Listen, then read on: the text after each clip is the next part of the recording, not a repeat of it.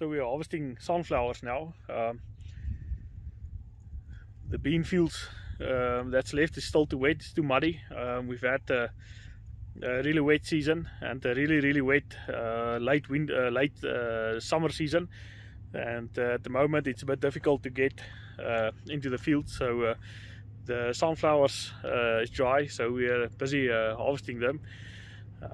Yields aren't too bad, could have been better, but given the circumstances, they've had hail 2 weeks ago, and the pigeons are eating them like crazy. But yeah, there's still a respectable between 2.7 and 3 tons per hectare coming off.